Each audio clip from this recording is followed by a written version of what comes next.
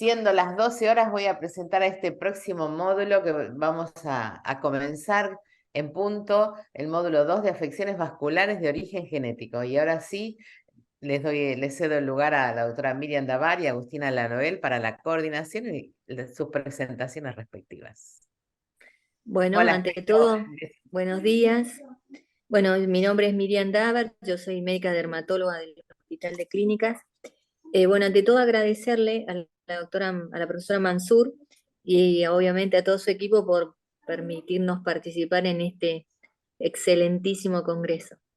Bueno, como dijo la profesora Mansur, vamos a nuestro tema, es afecciones vasculares de origen genético.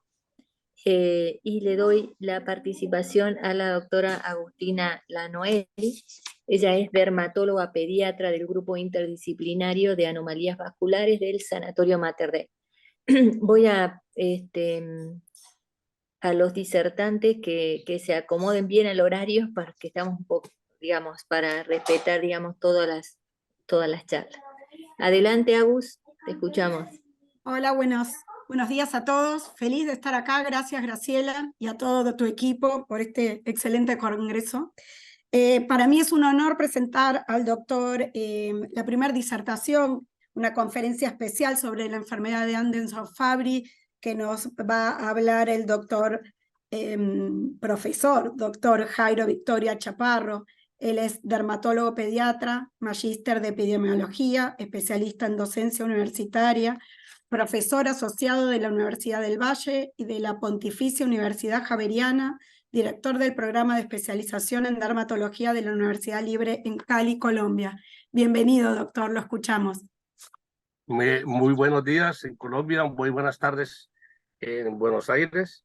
Muy contento de estar en este cuarto Congreso Argentino de Dermatosis y Dermatosis Ampollosa, que es dirigido por una querida amiga a la cual respeto y admiro mucho por la labor que hace, la doctora Mansur, que Dios nos la conserve por muchos años para que los niños sigan disfrutando de las bondades de su consideración en esta enfermedad que es algo complicada. Bueno, me ha tocado a mí hablar de esta enfermedad, enfermedad de Andersen-Fabry, que es una enfermedad que, imagínense, tiene ya una especie de acrósito de fortaleza, alegría, buena voluntad, reciprocidad y muchas cosas más. Es una enfermedad lisosomal, es ligada al cromosoma X y es causado por una deficiencia de una enzima de alfa-galactosidasa A que afecta tanto a hombres como a mujeres, pero es una enfermedad crónica multisistémica que va a disminuir la calidad de vida, la supervivencia del paciente, porque desafortunadamente se diagnostica muy tarde y es de una herencia autosómica recesiva. Es una herencia ligada al X y se comporta también como la otra, que es la enfermedad de Hunter. Los angiokeratomas se clasifican en angiokeratoma corporal difuso, enfermedad de Fabry-Anderson, que es una enfermedad de depósito lisosómico. El angiokeratoma de Mibelli, que son bilaterales en extremidades y se relacionan con el frío.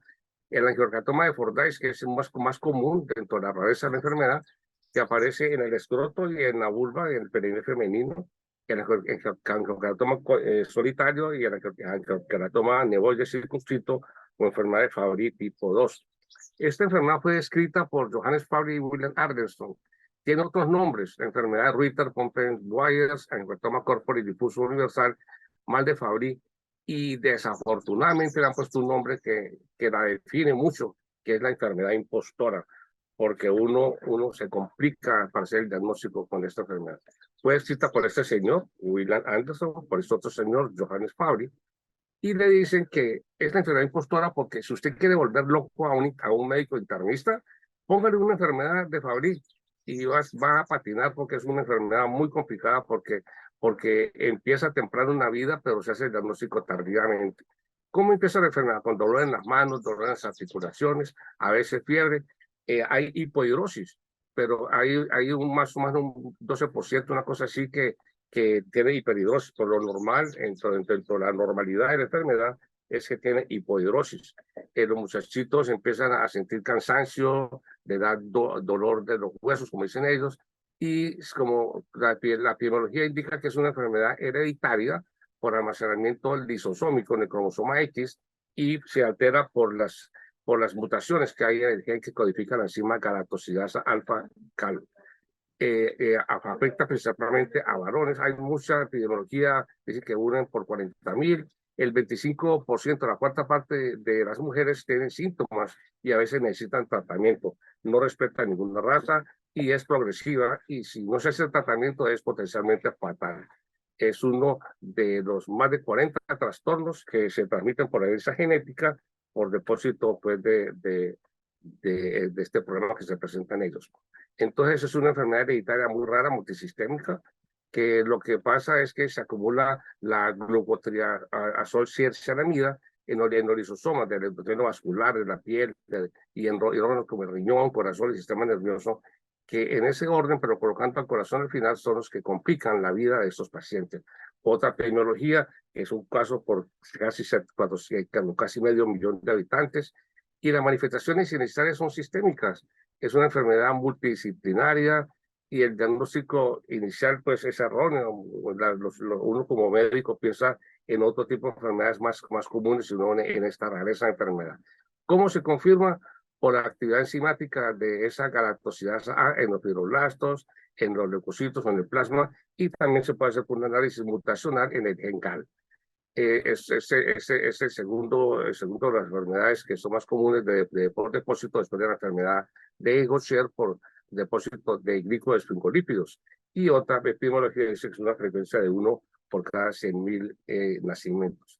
Entonces hay una deficiencia de la hidroxilasa alfa-galactosidasa en el cromosoma X que conduce a la acumulación de esos glucoesfingolípidos, principalmente el globo triacilceramida, que es el que causa el problema. Los varones afectados, por ejemplo, transmiten la enfermedad a sus hijas y ellos no la transmiten a ninguno de sus hijos. Pero las mujeres portadoras tienen la posibilidad en el 50% de transmitir el gen a los hijos como tal. Entonces hay una acumulación de ese glucolípido, que es la glucotriazolcianamida, y ataca los vasos sanguíneos y tejidos de órganos y produce disfunción del endotelio vascular. Afecta a los hombres homocigotes, no hay transmisión de varón a varón, pero puede afectar a mujeres heterocigotas o homocigotas en diferentes tipos de grados. Entonces, lo que hace la alfa-gal es ayudar a eliminar pues el GD3 que se acumula en las células, que las convierte en partículas muy pequeñas que se van al torrente sanguíneo y causan los problemas por esa deficiencia que se acumula entonces. Y entonces afecta el funcionamiento de las células endoteliales, tanto del corazón, de la piel, del cerebro y del riñón. Entonces la acumulación puede conducir a la muerte como tal. El diagnóstico presuntivo es por observación de los síntomas y los hallazgos de laboratorio. Por historia familiar, por el árbol genealógico, es muy importante considerar esto porque la enfermedad se transmite pues de generación a generación, y el diagnóstico definitivo se hace por una prueba enzimática, tanto en plasma como leucocitos, en las lágrimas, en los tejidos que se obtienen de las biopsias, y se demuestra que hay un análisis por mutaciones en el gen por ligamentos. Entonces, en Estados Unidos se dice que los pacientes que tienen la enfermedad han consultado a 9 especialistas antes de que se haga el diagnóstico. Presentan los síntomas 15 años antes de que se diga que tienen la enfermedad. Y con frecuencia la enfermedad se diagnostica en forma errónea. Entonces hay como que habíamos hablado, una actividad deficiente de la alfa-galactosidasa, tanto en el plasma como en los leucocitos y en las lágrimas, y entonces se ven los niveles aumentados de GD3 en el plasma o en la orina. Los signos y síntomas de esta enfermedad son confundidos debido a que no se diagnostican en forma correcta. Y entonces hay en los niños dolor, fatiga, es una cosa más común de la enfermedad de Fabry siendo niños en los primeros 10 años de la vida. Y se presenta principalmente en las manos y los pies, o sea, considerar niños que dicen que les duelen las manos y los pies y son pequeñitos y no se considera que es por el crecimiento de los huesos como tal. Los síntomas cutáneos pues ya son más específicos, son angioqueratomas, hay disminución de la ausencia o de la sudoración, hay signos neurológicos, dolores de extremidades, hay signos oculares, en temprano también que se pueden ver en opacidad de la córnea y el cristalino, y gastrointestinales. Es una enfermedad vascular que ataca cerebro, el corazón, entre la segunda y tercera década, lo mismo que el riñón, y esos pacientes mueren de problemas cardiovasculares. Entonces, imagínense todos los signos de infarto isquémico prematuro, hay hipertrofia ventricular izquierda y la hipodihidrosis, hay una insuficiencia renal progresiva que conduce a la muerte. Los angiokeratomas, que son muy típicos de esta enfermedad, da sensación de acroparestesia siendo muy niños, tanto en las manos como en los pies. Entonces, el tratamiento multidisciplinario, la persona más importante son los genetistas, o hay un especialista que sepa de enfermedades metabólicas y se asocia con nefrólogos, cardiólogos, gastroenterólogos, neurólogos, dermatólogos, también pues con pediatras, médicos de atención familiar y consejeros genéticos. Entonces, mire toda la cantidad de especialistas que son consultados por esta enfermedad que es multifacética como tal. ¿Cómo son los angiokeratomas? Son unas pápulas puntiformes de color rojo oscuro o azulado y son simétricas y que no desaparecen a la presión con un poco de hiperkeratosis en su cima, digámoslo así. Y aparece en cualquier parte de la piel de las mucosas, pero es muy típico verlos entre el ombligo y las rodillas, o sea, en el área del pantalón de baño. Ese es el sitio más claro donde uno puede, como dermatólogo, hacer el diagnóstico cuando se presentan esos angiokeratomas en esos lugares. Estos son los angiokeratomas, manchan de sangre por los interiores, da también en la mucosa, como ustedes pueden observar acá, y da alteraciones oculares. Tempranamente se puede encontrar un patrón espiralado o radiado en la córnea. Generalmente, pues el paciente tiene buena visión y se encuentra sobre todo en varones. Y es visible con la lámpara de hendidura, donde simplemente le hacen los fotómbolos y van a ver que hay opacidad de la córnea porque a veces el cristalino se acumula la GL3 y entonces se hace que los vasos sanguíneos sean gruesos. De hecho, parecen como salchichas. Entonces es una de las observaciones más importantes que se hacen por parte de oftalmología.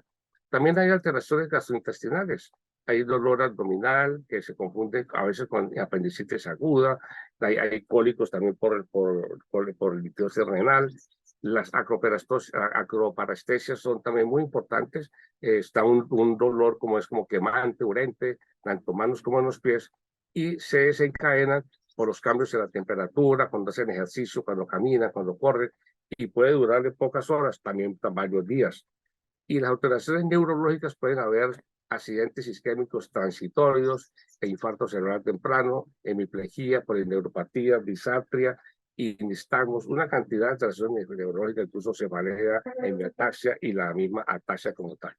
Y las complicaciones graves, las alteraciones cardíacas son hipertrofia del ventrículo izquierdo, puede haber dolor precordial, mueren de infarto de miocardio y en el mejor de los casos, pues que no conduce a la muerte tanto es la insuficiencia cardíaca congestiva. También alteraciones renales, proteinuria y sostenuria, una insuficiencia renal, falla renal progresiva y da hipertensión arterial sistémica que es bastante delicada como tal. Otras alteraciones que no están descritas, lo más común son edemas de los miembros inferiores, sin hipoproteinemia, hay diarrea, náusea, tinnitus, anhidrosis, y las manifestaciones que hemos hablado se aumentan a medida que pasan el tiempo y la edad de los pacientes. Estos son pacientes adultos, son hermanos, donde ustedes ven que tienen pues, la enfermedad como tal y han logrado sobrevivir por el tratamiento con que se puede tener hoy. Entonces, las manifestaciones clínicas empiezan en la niñez. Da crisis de dolor, acroparestesias, los niños pues no sudan, tienen opacidades corneales, da una fiebre que es recurrente, hay tolerancia tanto al frío como al calor, los cambios de temperatura, y también tienen manifestaciones psicosociales. Ya en la adolescencia, entonces tienen problemas gastrointestinales, los famosos angiokeratomas y fatiga. En menor grado se puede encontrar dolor, acroparestesia, el mismo hipodihidrosis, las opacidades de las córneas, intolerancia al frío y manifestaciones psicosociales. Se continúa en el tiempo lo que aparecía en la niñez. Y en la edad adulta, las complicaciones graves, la insuficiencia renal, complicaciones neurológicas, enfermedad cerebrovascular o disfunción cardíaca, con la presencia de los otros signos que se siguen agravando a medida que pasa el tiempo con la edad del paciente. Y en mujeres heterocigotas muchas son asintomáticas, pero el 30% de ellas tienen angiokeratomas, 10%, menos del 10% acroparestesias y más del 70% tiene opacidades de la córnea o lenticulares.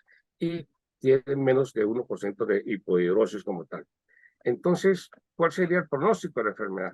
Los pacientes suelen morir por insuficiencia renal o insuficiencia cardíaca o enfermedad cerebrovascular. Miren ustedes cómo a la edad más o menos de 40 años, la mortalidad, la sobrevida es de 50% aproximadamente sin tratamiento. Entonces, ¿qué pasa en el tiempo? En la niñez se va acumulando pues el problema que del depósito lisosomal. A medida que pasan los años hay daño en las estructuras orgánicas y ya después de los 40 años viene el problema de las fallas multisistémicas y el compromiso que hace que el paciente pueda morir tempranamente. Aquí también el proceso de la enfermedad. Al principio, pues la calidad de vida es buena. En los primeros 20 años aparecen esos dolores, las acroparestesias. El paciente aparentemente tiene hipohidrosis, se puede diagnosticar por otra cosa más común. Pues, luego aparece ya a los 20 años, viene pues la enfermedad de los riñones, luego del sistema nervioso central y por último la enfermedad cardíaca ya se hace tardíamente después de los 40 años de edad. Entonces, fíjense ustedes que la presentación clínica empieza temprano en la vida, pero el diagnóstico se hace a los 30 años, casi en promedio más o menos. Entonces, tienen el problema de que cuando ya se hace el diagnóstico, el daño está hecho y hay que repararlo de alguna manera como tal. Entonces, tenemos que cuando no se diagnostica, la enfermedad se vuelve severa, el diagnóstico es muy sombrío y el paciente muere antes de los 50 años de edad. Ese es el problema. La histopatología, entonces, es característica donde hay una especie de podocitos que tiene pues el depósito de la sustancia que hace que se dañen los riñones como tal y se pueden ver células vacuoladas con diferentes tinciones.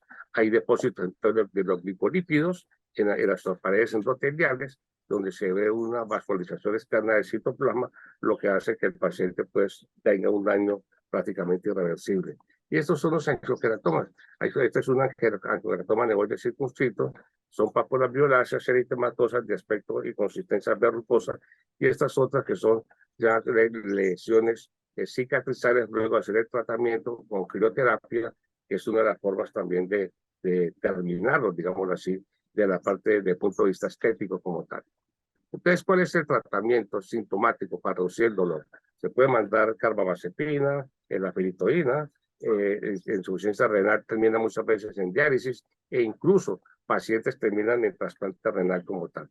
El tratamiento hoy en día afortunadamente existe y es de por vida.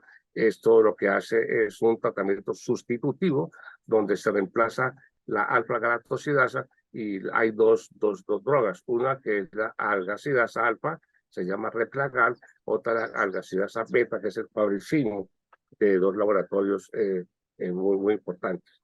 Entonces, la terapia con esa enzima no es curativa, el tratamiento es de por vida, se hace cada 2 semanas y el costo llega hasta los $170,000 por año paciente. Posiblemente hoy en día pues la droga está más costosa. Y hay dos drogas, como les dije al principio. Una es la algacidasa, el Replagal, que es un polvo liofilizado que se constituye en viales de 5 centímetros cúbicos y se pone una inyección cada 2 semanas en infusión endovenosa lenta y el tratamiento de por vida. Es del laboratorio Child, un laboratorio inglés, y el otro es del laboratorio Time, que es una alfa-galactosidasa alfa recombinante que se usa cada también 2 semanas con infusión endovenosa y se constituye con agua para inyectar y el tratamiento, como les comentaba antes, es de por vida y esos pacientes pueden mejorar tanto su calidad de vida como su expectancia de duración en este mundo. Simplemente es eso el tratamiento específico. Y como siempre para muchas enfermedades genéticas, el futuro, ojalá esté muy temprano, es la terapia génica. Entonces, ¿qué se está haciendo? Se utilizan vectores de retrovirus o lentivirus y es la única terapia potencialmente curativa. Y como todo efecto, pues va a tener algunos efectos colaterales y se supone que es la terapia del futuro, no solamente para esta enfermedad, sino para hacer pneumonias ampollosas y para otras enfermedades de origen genético que prácticamente pues consumen la vida y la calidad de vida de muchos pacientes. Es una enfermedad, como les decía, de difícil diagnóstico, que se diagnostica tardíamente, desafortunadamente, porque no tanto porque no se piensa, sino que hay que tener presente la historia familiar, porque usted le pregunta al paciente si tiene familiares que tuvieron los angioqueratomas, especialmente vistos por nosotros los dermatólogos, y usted puede hacer un diagnóstico correcto en un momento dado para empezar el tratamiento. Este tratamiento, que es costoso, en nuestro país se autoriza.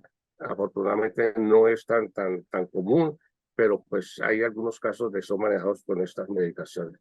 Eso quería comentarles, simplemente pues que muy agradecido por la invitación.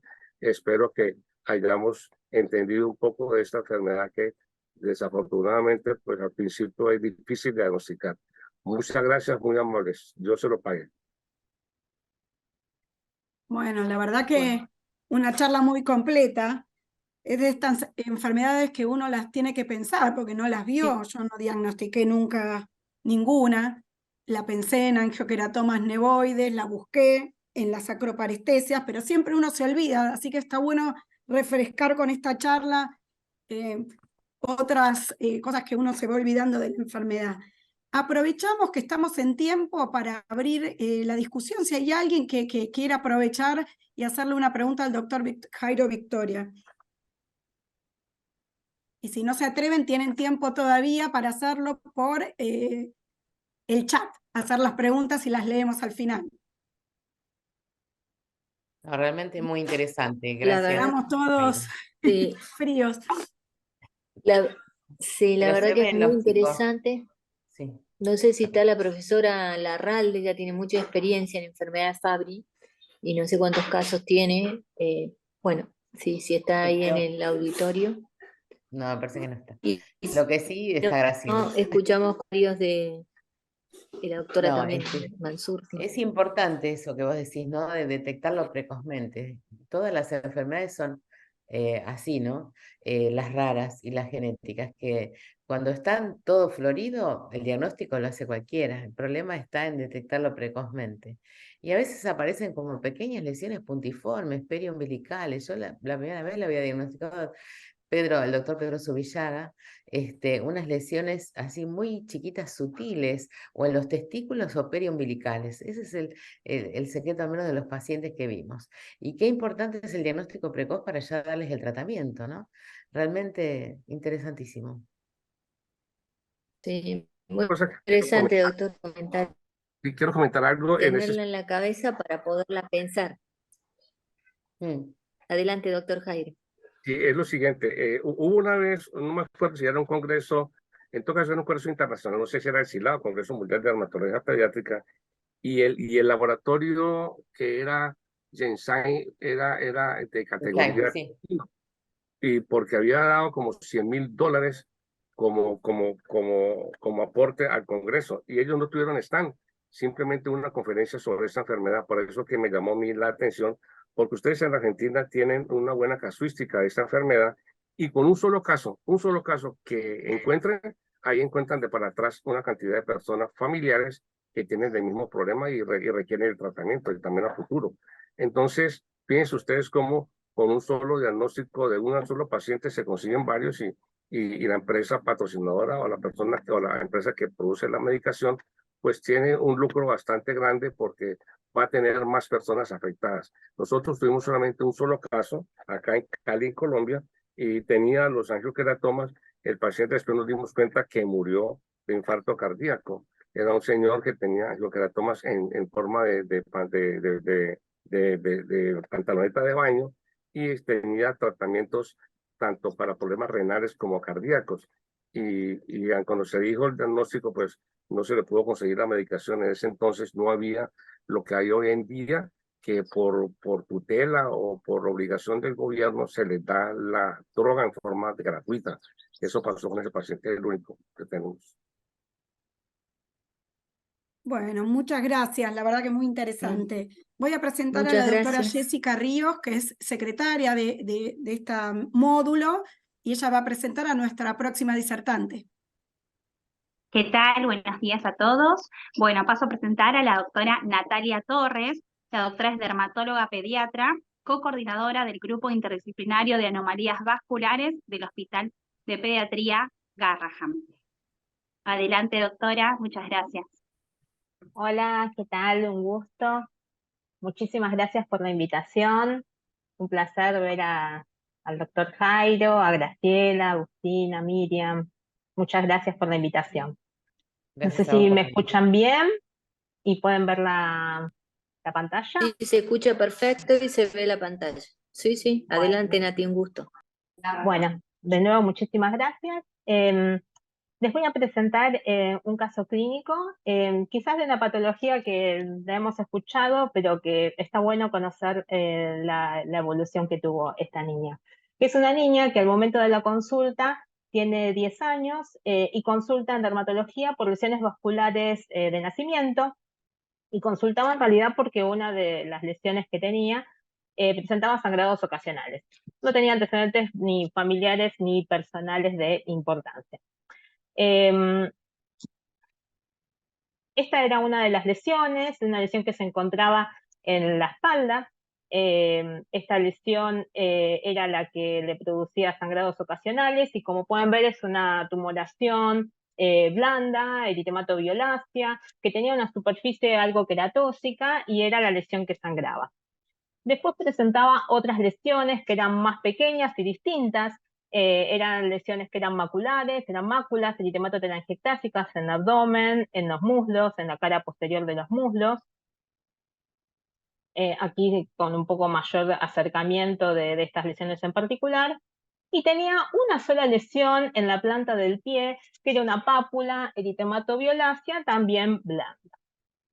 Bueno, nosotros vimos estas lesiones, solicitamos estudios complementarios, solicitamos un laboratorio de rutina con un hemograma, función hepática y renal, que fue normal, y una ecografía de partes blandas de la lesión de la espalda, que era la más llamativa, por decirlo de alguna manera, y veíamos que esta lesión era una lesión hipocoica con vascularización de bajo flujo y que se encontraba en el tejido celular subcutáneo. Bueno, decidimos continuar con los estudios y se realizó biopsia por punch de una de las lesiones maculares que tenía en la cara posterior del muslo. Bueno, como pueden ver, esta lesión tiene una epidermis ortoqueratóxica, pero se puede observar que en la dermis superficial y en la dermis profunda se observan canales vasculares dilatados, con una luz en algunas ocasiones estrellada. A mayor aumento podemos ver los núcleos prominentes con una pequeña capa de músculo liso que tenían estos canales vasculares, y con técnica de inmunistoquímica podíamos observar que tenía un CD34 positivo, ID240, GLUT1 y WT1 negativo. Es así que se hace el diagnóstico de una malformación venosa.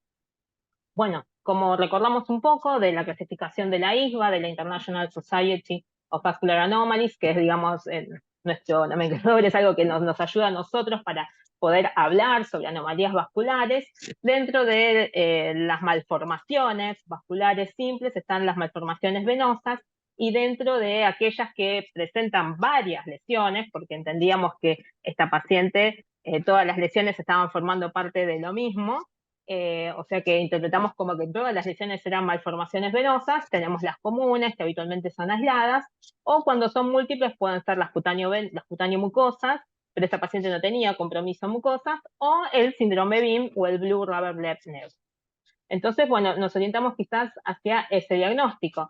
Sin embargo, la presentación clínica no era la típica. Quizás las lesiones que tenían pie, en el pie, la única lesión que tenía en pie era la que más se asemejaba, digamos, a la presentación más clásica, pero son múltiples lesiones. Siempre hay una lesión madre, o habitualmente hay una lesión madre, que es una malformación venosa más extensa, algunas tienen una coloración azulada, a veces puede tener compromiso de mucosa, pero es característico el compromiso gastrointestinal que tienen estos pacientes. Y clínicamente, el síndrome de BIM sabemos que se manifiesta con sangrado digestivo o con anemia crónica secundarios a pequeños sangraditos. Bueno, nuestra paciente no tenía estos síntomas, nuestra paciente no tenía sangrado digestivo evidente, ni tampoco tenía anemia. Dijimos, bueno, otra posibilidad dentro de estas lesiones podrían ser lesiones por la apariencia clínica, especialmente de esa lesión grande que tenía en la espalda, con esa superficie queratóxica, podría corresponder al síndrome de malformaciones cerebrales cavernosas. Bueno, lo dejamos ahí en el tintero, dijimos, bueno, veamos, sigamos solicitando estudios para valorar a esta paciente, se pidió ecografía abdominal, placa de tórax normal, y una resonancia magnética del sistema nervioso central que no se pudo realizar. La paciente en ese momento se encontraba se encontraba viviendo en Buenos Aires, se iba a mudar a Mar del Plata, no quería hacer el procedimiento bajo anestesia general, en fin. No se realizó el estudio y tenía un seguimiento un poquito errático. Vino 6 meses después de la biopsia. En la zona donde se había tomado la biopsia por punch se puede observar, no sé si me ven con el puntero, pero ven que se hace una dilatación varicosa en esa área. Y era dolorosa. Entonces, lo que se procedió fue extirpar la lesión más grande que habíamos visto al principio, que tenía en la cara posterior de la espalda, extirpar la lesión dolorosa que había presentado como complicación del punch que se había realizado, con una histopatología que fue similar a la ya realizada. Y se envió muestra de ADN del tejido que se tomó en la exéresis de estas lesiones al doctor Mika Vicula en la Universidad de Bélgica para su estudio genético, para hacer realizar el panel vascular. En el interín, la paciente se presenta con vómitos, cefalea y amaurosis aguda en la guardia por una hidrocefalia obstructiva aguda secundaria a una malformación vascular en el tronco encefálico. Se realiza una tercera ventriculostomía de urgencia y ahí yo dije, bueno, entonces ¿será que era este síndrome de malformaciones cavernosas cerebrales? Bueno, en realidad no, porque vino el doctor Mika Vicula, nos dio el análisis genético y nos demostró la mutación, una mutación característica en el síndrome BIM, que es una mutación en los genes TEC y E2, que en una secuencia que ya se había descrito en un paciente con síndrome BIM, y con esto obtuvimos el diagnóstico genético de la paciente. Bueno, entonces dijimos, bueno, entonces, ¿de qué estamos hablando? Estamos hablando de una paciente con un síndrome BIM, con afectación del sistema nervioso central y sin compromiso gastrointestinal, con afectación del sistema nervioso central, que no está tan descripto, y sin compromiso gastrointestinal, que es lo más frecuentemente descripto. Bueno, buscamos, digamos, pacientes con BIM, con afectación del sistema nervioso central, si bien no es lo más frecuente, pero está descripto, hay casos. Pero la paciente siguió con el seguimiento y tuvo complicaciones por su malformación, tuvo que recibir 2 tercer ventriculostomía, tuvo sangrados en la cisterna y en el cuarto ventrículo, entonces se procedió a realizar una angiografía diagnóstica. Y en esa angiografía diagnóstica se vio que en realidad lo que tenía la paciente era una malformación arteriovenosa bitálamo-mesencefálica. Una malformación de alto flujo, a diferencia de las malformaciones de bajo flujo que veníamos viendo, y que realmente estaba en un lugar muy delicado y que solamente podía ser controlado y no podía ser extirpado. Entonces, buscando, digamos, también, dijimos, bueno, a ver, un paciente con un síndrome de BIM que tiene un diagnóstico genético, pero que también tiene una malformación de alto flujo en el sistema nervioso central. No he encontrado casos, solamente encontré este caso, digamos, que habla de casos familiares con una fístula dural arteriovenosa, pero que no tiene, en este caso, diagnóstico genético. No encontré más. Pensando en alguna relación entre una y otra, bueno, sabemos que las mutaciones descritas para estas entidades van por 2 vías distintas que al final todas, digamos, drenan en lo que es la angiogénesis. Pero en sí las mutaciones TIE y TEC que afectan a las malformaciones venosas y están presentes en el síndrome de BIM van por la vía del mTOR. Y las otras mutaciones, que si bien esto sería una malformación arteriovenosa intracraniana, no es una MAB extracraniana, pero bueno, seguiría más la vía de RLAS-MAB-ERK. Pero bueno, la verdad que es algo que, bueno, tiene la paciente, que son dos lesiones, una de alto flujo que por ahora se encuentra en seguimiento y que le provoca síntomas ocasionales, que es esta MAB que no tiene tratamiento, y por otro lado, un síndrome BIM que no tiene compromiso gastrointestinal por el momento, y que, bueno, está en seguimiento por nosotros, no tiene por el momento ningún tratamiento, ya que no presenta síntomas por sus lesiones cutáneas y tampoco tiene este compromiso digestivo.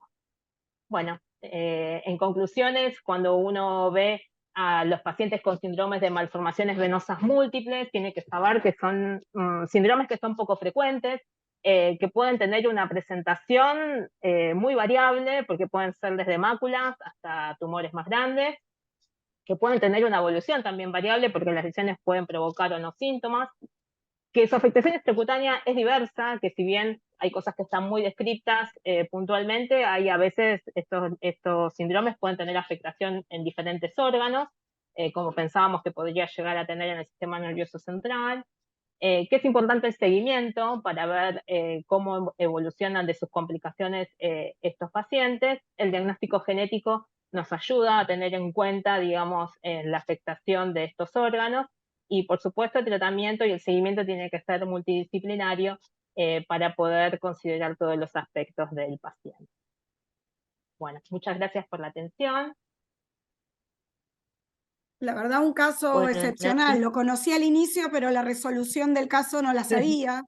Es raro por donde quieras que lo mires, porque son lesiones de BIN que, salvo la de la planta del pie, no son características. Esas lesiones no se parecen a nada casi. Se parecen a un hemangioma, pero era una nena que tenía 10 años.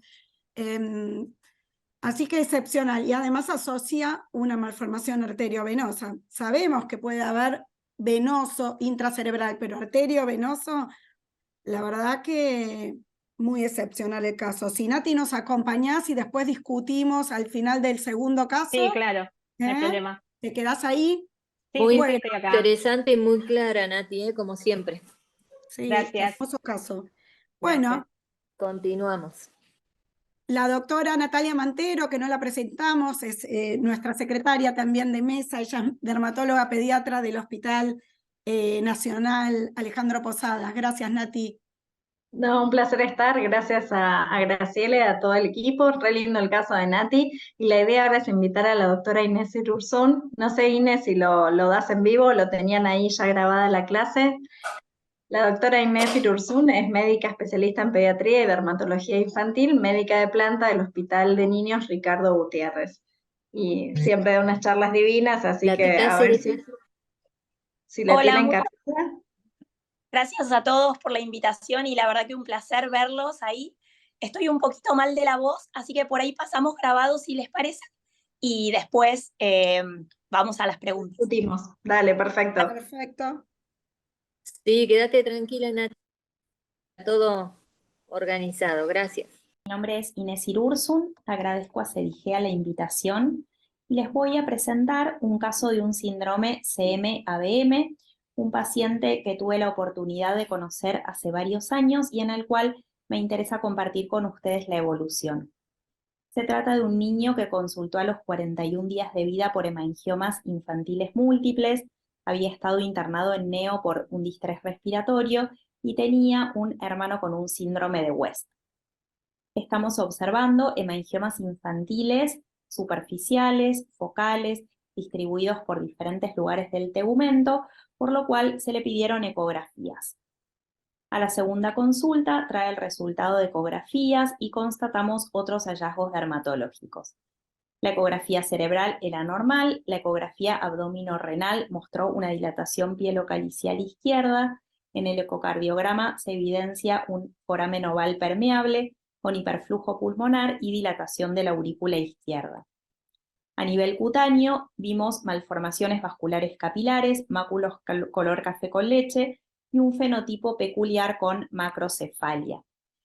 Estamos observando máculas eritematotelangiectásicas, características de malformaciones vasculares capilares, algunas de ellas con un halo claro, de localización palmoplantar también. También tenía el paciente algunas máculas color café con leche, que las estoy remarcando, y otras máculas que, si bien parecían pigmentarias, cuando las observamos con el dermatoscopio, vimos claramente la presencia de telangiectasias y, al hacer presión con el dermatoscopio, una coloración más amarronada pigmentaria, que es el doble efecto dermatoscópico característico del nevorrodoide del síndrome CM-ABM. La facies tenía un fenotipo Noonan-like, con una frente amplia, hipertelorismo, orejas bajas y rotadas, epicanto, nariz corta y ancha, filtrum marcado y un mentón pequeño con un cuello corto. Llamaba la atención una expresión permanente que se repetía en las diferentes consultas de la boca abierta. En cuanto a la evolución, pudimos constatar, por revisar a los familiares, una malformación vascular en el papá, característica con un halo anémico, bien típica de nevorrodoide. Sospechamos firmemente un síndrome CM-ABM por el antecedente familiar y los hallazgos del paciente y pedimos una angioresonancia de cerebro y columna. A la espera de este turno, el paciente se internó por un TEC con convulsiones refractarias, hizo un estatus convulsivo y a partir de aquí las convulsiones fueron repitiéndose a lo largo de todos los años que lo pudimos controlar. Incluso llegó a estar con un esquema amplio de anticonvulsivantes. En cuanto a la valoración neurológica, se constató un retraso madurativo, hipotonía, mioclonías, movimientos estereotipados y convulsiones. El paciente a lo largo del tiempo tuvo retraso en el habla y un retraso motor muy evidente. Se realizó una resonancia que confirmó la presencia de una malformación arteriovenosa cerebral. En las imágenes observamos algunos cambios estructurales como dismorfismo ventricular, hipoplasia del cuerpo calloso, se vio una hipodensidad parieto-occipital izquierda con anormalidades tanto de la sustancia gris como de la sustancia blanca y malformación arteriovenosa con aferencias provenientes de la arteria silviana y de la cerebral posterior. A los 4 años, el paciente comenzó a estudiarse por anemia refractaria sin respuesta al tratamiento con hierro. Se realizó una endoscopía digestiva que constató múltiples telangiectasias con malformación arteriovenosa intestinal. A partir de aquí, el paciente y su familia decidieron volver a su país de origen. Ellos no eran de Argentina y lamentablemente, si bien estaba seguido en forma multidisciplinaria, perdimos el seguimiento y no se le pudo llegar a hacer el estudio molecular. En cuanto al síndrome CM-ABM, recordemos que asocia malformaciones vasculares capilares con malformaciones de alto flujo, intracraneales, espinales, cutáneas, óseas y musculares. Se consideran criterios diagnósticos la presencia de malformaciones capilares típicas, malformación arteriovenosa y la historia familiar de malformación capilar con o sin malformación arteriovenosa. Estos 3 criterios, que los tenía nuestro paciente, conforman un síndrome CM-ABM definitivo. En los pacientes en los que no se reúna alguno de los criterios, se puede hacer el estudio molecular para buscar la mutación en el RASA1, que es uno de los genes involucrados. Hoy en día se dividió el CM-ABM en 2 subtipos. El 1 es producto de estas mutaciones en RASA1, de herencia autosómico dominante. Se cree que en estos pacientes puede haber una segunda mutación somática que explica la presencia de las fístulas arteriovenosas. La penetrancia es incompleta y hay variabilidad fenotípica. Y dentro de esta variabilidad, el paciente puede asociar eventualmente un Parkes-Weber, donde recordemos que en este caso va a haber sobrecrecimiento de un miembro. Y también dentro del fenotipo, con un síndrome neurocutáneo por delesión de genes contiguos. En el subtipo 2, las mutaciones son en EPHB4 y el fenotipo aquí es similar a la telangiectasia hemorrágica hereditaria, con máculas telangiectásicas a nivel de los labios y a nivel de los miembros, y también los pacientes pueden tener antecedentes de epistaxis. Para recordar la interacción del EPHB4 y el RASA1 con el desarrollo de la red capilar, EPHB4 interacciona con EphrinB2 a nivel de la célula endotelial arterial y esto activa RASA1 que regula la cascada RASMAP. Entonces, de esta forma se lleva a una red endotelial normal. Cuando está mutado EPHB4 o RASA1, se desregula la vía RAS-MAP y hay anomalía en la angiogénesis que lleva a la presencia de malformaciones arteriovenosas. Nuestro paciente tenía las malformaciones vasculares capilares, las malformaciones arteriovenosas, el antecedente familiar, con lo cual es un síndrome CM-AVM definitivo. Los hemangiomas infantiles que tenía el paciente, las máculas color café con leche, el fenotipo con estas facies de Noonan y la macrocefalia, las alteraciones cardiológicas y pielocaliciales, se pueden explicar por alteraciones a nivel de la vía RAS-MAP. En cuanto a los hemangiomas, sabemos que las proteínas RAS regulan la angiogénesis y RAS-A1 interactuaría con la vía del desarrollo del hemangioma infantil. En relación a las máculas color café con leche, se han descrito pacientes con síndrome CM-AVM asociados a neurofibroma y a glioma óptico, y recordemos que RAS-A1 es homólogo a neurofibromina. También hay casos de CM-AVM asociados a lentigos, que también es otra de las características fenotípicas cutáneas de las rasopatías. Recordemos que las rasopatías están conformadas por diferentes entidades, producto de mutaciones en todas estas proteínas de la vía, que tienen características distintivas, pero también hay overlap o superposición de características en cuanto a alteraciones cognitivas, trastornos cardíacos, dismorfia facial, baja talla, macrocefalia, anomalías cutáneas, tanto vasculares como pigmentarias, y otras como esqueléticas, genitourinarias y hematológicas. Y todos estos pacientes pueden tener mayor predisposición al cáncer, por lo cual es importante un seguimiento longitudinal durante toda la vida. Voy a profundizar brevemente en el síndrome de genes contiguos del cromosoma 5, producto de delesión en las proteínas RAS-A1 y MEF2C. Este es un artículo en el cual los autores muestran un paciente que tenía malformaciones capilares y malformación arteriovenosa cerebral típicas de CM-AVM por mutación en RAS-A1, donde además por delesión en MEF2C presentaba alteraciones neurológicas distintivas de esta haploinsuficiente. Y también destacan la expresión de la boca abierta permanente, que era similar a las que tenía el caso que estamos presentando.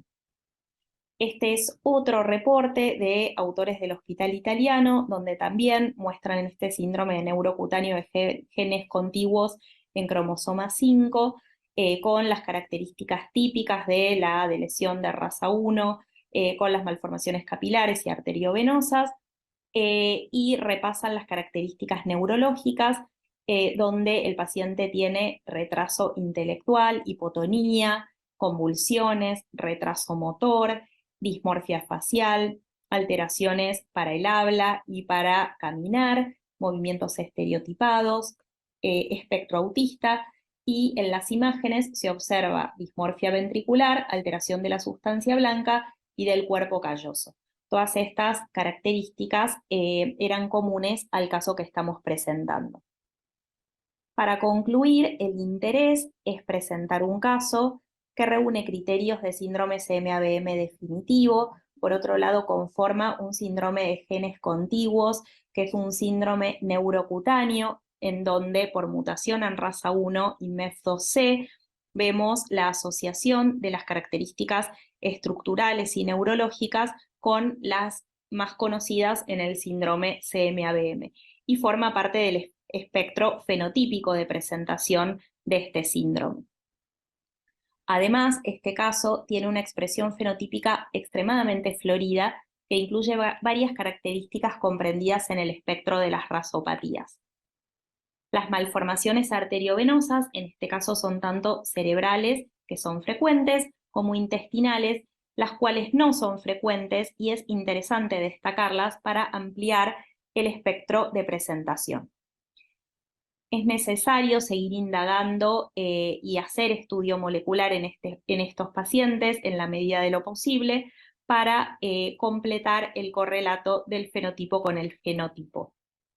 Y el conocimiento de estas enfermedades nos permite prevenir complicaciones desde ya y ofrecer un adecuado asesoramiento genético a nuestras familias. Muchas gracias.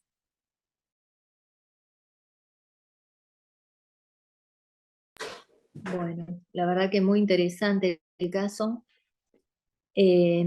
Nos Bueno, quedan 2 vamos a minutos. ir. El doctor Jairo Victoria está todavía, que por ahí quiera comentar algún caso de los Yo, presentados. yo quiero comentar ese último caso. Pues la verdad, Cortito, Doc, 2 minutitos. sí, la verdad, me pusieron a estudiar porque nunca había pensado en este tipo de diagnóstico. ¿Qué me enseñó esto? Cualquier niño que nazca o que en el transcurso de su infancia temprana presente 3 o más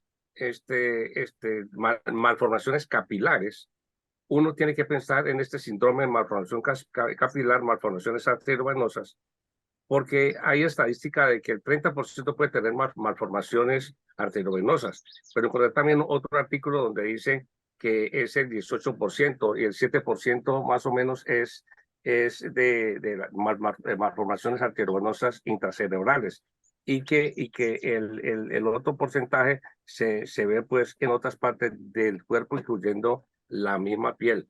Entonces, pues esto se sabe que es una razopatía que es encontrado por unas mutaciones en el gen, en el cromosoma 5 en el brazo largo, que va pues a codificar y a dividir pues por alguna proteína que se llama la P120GAP, que es la que tiene que ver con el gen RASA1, que es el que está alterado allí. Entonces, lo que le voy a enseñar a mis residentes es que uno pues ve muy comúnmente, por ejemplo, el picotazo a la cigüeña, que es esa famosa mancha color salmón en la glabela o en otra parte del cuerpo, es el resto del ángel, y el picotazo a la cigüeña que da como en la nuca y que desaparecen y que son lesiones completamente inofensivas. Pero ya que uno vea varias, digamos, malformaciones capilares pequeñas, leí que desde pocos centímetros hasta 15 centímetros en varias partes del cuerpo, incluyendo hasta la cara, que parecen ser inofensivas, uno debe estudiarlo, porque puede tener ese tipo de malformaciones. Ahora, es muy claro, por ejemplo, que se diferencia bien específicamente del síndrome de Stuss-Weber, también del síndrome de Klippel-Trenaunay-Weber y del síndrome de Park-Weber, de Park-Weber, porque prácticamente es una alteración o anomalía que es infradiagnosticada, porque antes no se pensaba en ellas. También encontré que fue en el año 2003 que se hizo el primer diagnóstico confirmado de este tipo de alteración. De modo que es algo que es reciente, tiene solamente 20 años, y que uno debe estar pendiente de que estos niñitos deben ser estudiados. Eso fue lo que me enseñó. Eso es una cosa para eso ven todos estos congresos, para aprender cada día más. Yo digo a mis residentes que el día que uno crea que ya sabe todo lo que tenga que saber, ese día se volvió un mal dermatólogo. Eso quería comentar nada más. Gracias. Los niñitos y la familia, ¿no? Acá Bueno, es muy importante. interesante, profesora Mansur. Sí, porque es No, autosómica. yo decía, En la familia tienen que encontrarse los pacientes, ¿ya? claro, claro. Lo que es importante no es esa pasión, ¿no? De uno ver, recordar que no es el chico solo, sino detecto una afección, reviso a la familia. Y ahí es donde uno va a encontrar mucho más también, ¿no? Realmente les agradezco a todos y bueno,